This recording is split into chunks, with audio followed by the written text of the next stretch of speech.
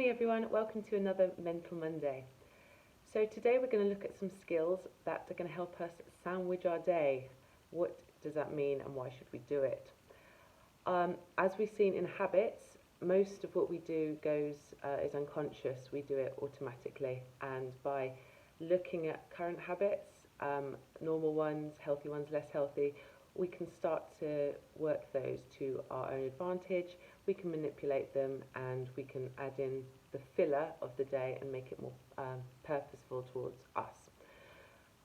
What the techniques are going to do today is look at the beginning of the day and the end of the day, as well as adding in something for the middle as well. So there's going to be 3 techniques, and these are going to help you take control of your day that much more. They're really short, they're really simple, and they seem like small practices, but they're very powerful. And as we've seen, or as you know, or I've just told you and gone on about, these little things can add up, and make massive differences over time.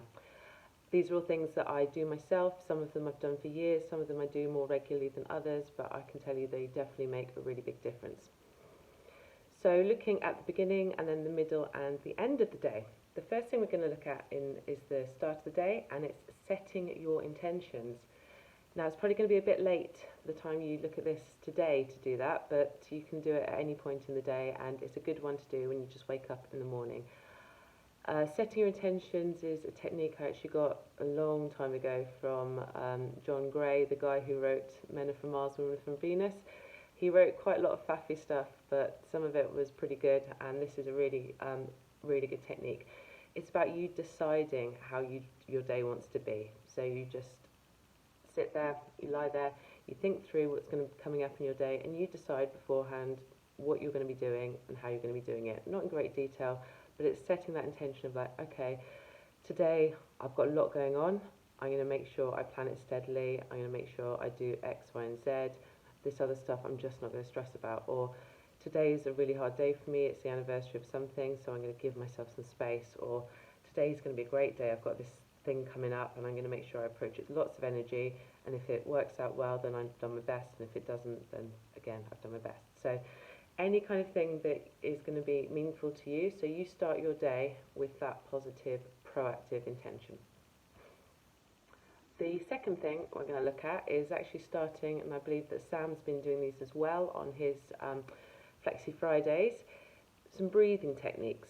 So the one I'm going to introduce you to is a really simple one. It's developed by a Navy SEAL, some of you might have heard of him, Mark Divine, and it's box breathing.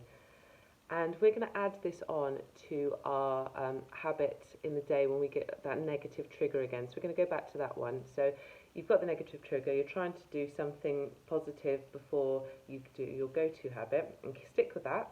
But before you work on the positive one, and before you've even decided what you're going to do, you're going to take in 10 breaths. And it's 5 seconds in, 5 seconds hold, 5 second release.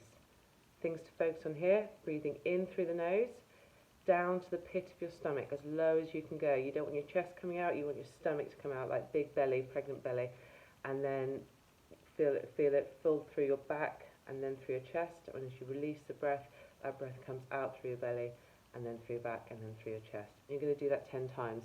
This is really effective if you're irritated in traffic, if you have anxiety issues, if something starts to feel overwhelming, or if someone's just doing your head in. So really good technique to do, and then continue with your other habits. So box breathing, I will put, there's an app for it as well, and I'll put the link for the app on the notes.